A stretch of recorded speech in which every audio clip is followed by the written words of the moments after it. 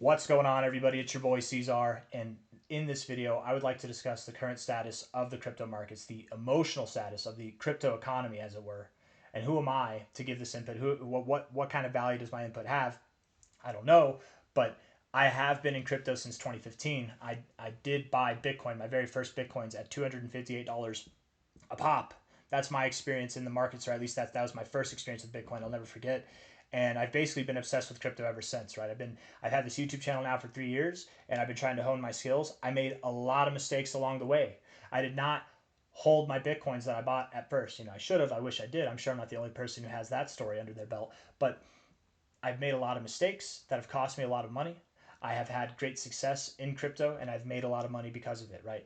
I would like to share with you some of those mistakes so that hopefully you can avoid making those same mistakes, and share with you the thoughts that I've derived from watching others, from learning from others, and just having experience in the markets that have allowed me to have my own success as well.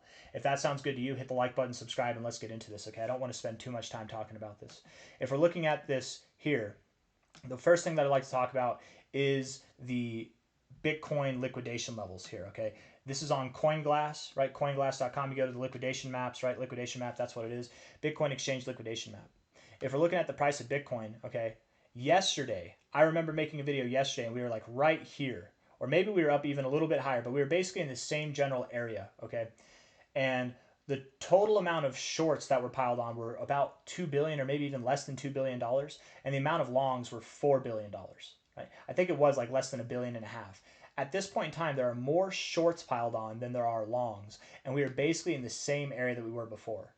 And the reason why I'm addressing this is because if we keep moving up and people keep shorting as we're moving up, that tells me that there are a lot of people out there who might be expecting that the market is going to drop, that the market's going to go lower, that we have not found the low, that we have lower to go.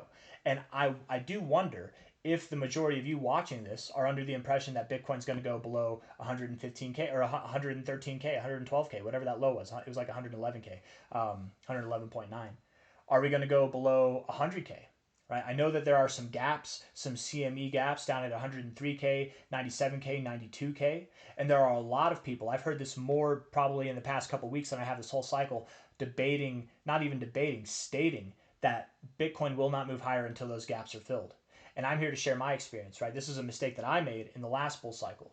I made a lot of money in the last bull cycle, but I could have made more if I didn't pay attention to those gaps, if I didn't hold to those gaps as if they were some kind of prophecy that needed to happen before riches and glory were achieved. Okay, the first gap, and I've been around crypto long enough to see the first CME gap that ever happened that did not get filled. Okay, the first CME gap that ever happened, and the first gap that didn't get filled, that still hasn't been filled to this day and never will be filled to this day. I don't remember the exact price, but I remember that I was waiting last cycle on the price on Bitcoin to come back down to fill that gap. I was so certain, because every gap at that point had been filled. I was so certain that it would be filled that I missed out on that initial phase of the bull market.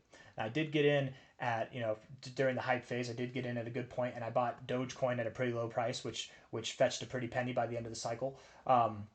Amidst some other coins too, but Dogecoin was the real breadwinner last cycle. And I wasn't too late to the cycle, but just late enough where it really does diminish the overall potential gains that I could have had, right? And there are a lot of people right now that I think might be making the same mistakes I made back then. They're getting out of the markets. They're selling. They might have been buying years, months in advance, setting themselves up, loading up the truck, and they're sitting there with their cash, and then they see a CME gap come along. They see a little bit of volatility from the all-time highs. We dropped down from 125K or 123K, wherever we were, down to 111K, and it spooks you. It makes you think, you know what, I'm going to take a little bit of profits. I'm going to take all my chips off the table. We're going to let the market resolve itself, let this shake out, fizzle out, and then I'll get back into the markets, right? But that's a horrible idea. Not financial advice, not a financial advisor. Do whatever you want to do. But we are so far from the end of this bull market, you guys. And the worst thing I think that anybody could do is ruin this perfect game plan that we all probably have had once we first discovered crypto, once we first started putting money into crypto, once we started getting prepared for this bull market. The worst thing you could do is to sell out, is to leave yourself not exposed to the markets. If you're selling some, yeah, but you have some chips on the table, okay, cool, whatever. De-risk, do whatever you got to do.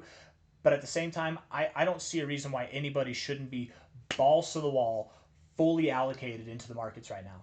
It's that time. It's that pivotal moment right now where the alt season is about to begin, where the Bitcoin bull run is about to commence. It's literally happening right before our eyes.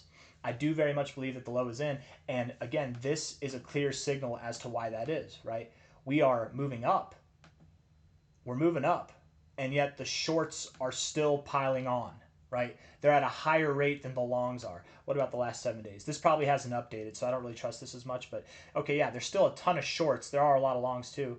And I'm not saying we can't go lower from here. We're at 115.4K now. Maybe Bitcoin goes back to 113.4K. We could drop a couple $1,000s, but that doesn't mean that we're going below this low, right? If we see this tomorrow, Sunday, but then Monday, Tuesday, Wednesday, we start to rip, the point still stands. So what? We dropped a little bit, a couple $1,000s on a $115,000 asset. That's nothing, right? We are going to rip, you guys. Bitcoin's going to rip and Ethereum's going to rip. And I'd actually like to point out the Ethereum liquidations as well. If we go over ETH over the past 7 days, right? There are a ton of shorts piled on. There are a lot more longs piled on than shorts. And we could, being here at about 4,800 for ETH, we could go down to 4,500 and clear out some longs as well. But if we look at the past day, we've got about just as many longs piled on for Ethereum as we do for Bitcoin. And Ethereum has had a massive recovery, an absolutely outstanding recovery, right? And there's still, we had that pump 2 days ago now, 14% up, and there is still almost $2 billion in shorts. You guys, we're basically at all-time highs for Ethereum. If you're going to continue to short, right, you have almost the same amount of short levels of shorts that you do for Bitcoin, and you're at a fraction of the market cap. If you're going to continue to short on the way up, this thing is going to eat that whole. We're going to continue to move up. And again, what this tells me, seeing these shorts piling on at this rate, tells me that people are genuinely concerned that the market is not going to grow. And the purpose of this video is to hopefully diminish those concerns. Okay. And again, what do I know? Nobody knows the future, but this is my third rodeo. Okay, I've done this. I've been in the bull market 3 times now. The first cycle, right? I made the mistake of buy, and then I never sold. I round tripped my bags and ultimately lost money, right? I also made the mistake of not buying in during the bear market and not allocating in the beginnings of the bull market, right? But then I started to buy. I started to accumulate, and then as the bull market was really taking off, as we were getting to that most pivotal moment, just like right now, where the finale phase is beginning. We were post-COVID, coming out of that COVID era, COVID crash. I got shaken out, not by the COVID crash, but once we got to like 119K, 120K, there was some kind of gap there at CME, not 120K, 19 to 20K. There was some kind of gap in the CME, maybe it was at 25K, I can't remember. I sold thinking that we were going to fill that gap. And I'm talking about that specifically because I have a feeling that we're going to pump on today, Sunday. I have a feeling the market's going to pump and we're going to leave another gap in the CME charts, the CME future charts, and I don't think we're going to fill that gap, you guys. I think that we're going to leave a gap behind as we continue to rally. I think the end of August is going to be a pump. I don't think it's going to be any different in September. And once we see new all-time highs for Bitcoin and Ethereum again, we're not going to get this shakeout like we just had a week or two ago. Okay, it's not going to happen again. We're going to go. This shakeout, this drop that we just had was that last kind of check to see who's in it for real, who's paper hands, right? And if you're paper hands, you're going to be forced to buy in at a higher price. On the bright side, if you get in early enough, even if you do buy at a higher price, you will still recover your funds. You will still make money. You know what I mean? It's easy to make money in crypto. All you have to do is buy and hold, but that's the point. That's the point of this message, is to buy and hold. Who cares about the downside? What, Bitcoin could go to 92K? Who cares? First off, that's not going to happen, but even if it did, who cares? Buy more. Don't sell, buy more. You're not in Bitcoin, you're in altcoins. So if Bitcoin drops to 92K, your altcoins are going to drop too. Buy more. Don't sell. We're not in a selling portion of the bull market. And I talked about this in my live stream yesterday, right? Someone was asking, I forget what his name was, but he had a great name, like Yappy, or I forget what it was, but he was asking what my exit strategy would be. And in that, I had a train of thought that I'd like to share with you here, which is that we are very much in a buying only type of market right now. You should only be buying. It goes higher, you buy.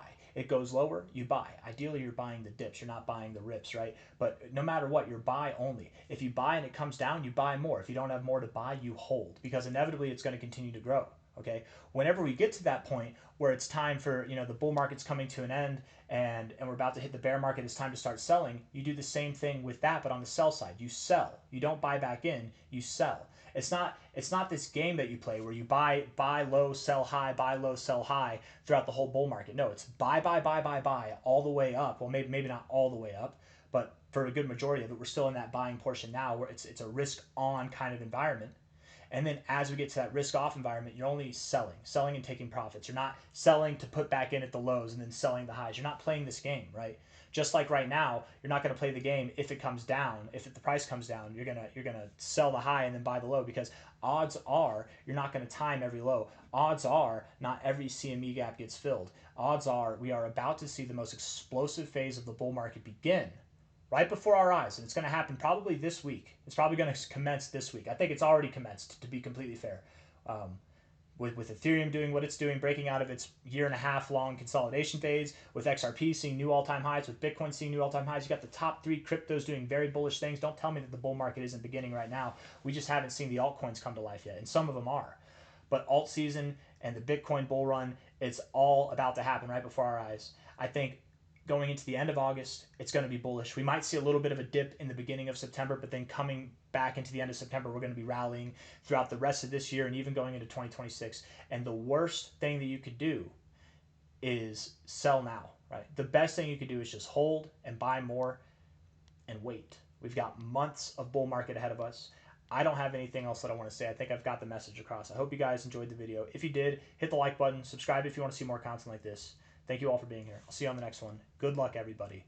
And again, you know, if you sell now, if you've got dry powder on the side, I think it's a perfect time to allocate into the markets. If you think that the market's going to go lower and you disagree with me, maybe I'll be wrong. I can be wrong, but that's okay because I'm still holding, right? Just because you've sold and the market goes lower doesn't necessarily guarantee that you're going to buy. You might wait for the market to go even lower, and it might go lower, and then you don't buy. And then it comes back up to where the prices are, and you're like, wait, I'm just going to wait until it goes back lower, and then it keeps going. You know what I mean? There's no guarantee that you'll get back in time, right? And I've been there. I've been there plenty of times. Just because you time it right for a second doesn't mean you'll time it right to get back in either. The best way to assure that you will gain from this bull market run that is coming, this bull run, is to be a part of it, not to be away from it, not to be a part, but to be part of it, not a part of it. Does that make sense? Like, don't separate yourself from it. I don't know. I'm getting lost in the words. Hit the like button. Thank you all. Take care of yourselves. All right. Bye bye.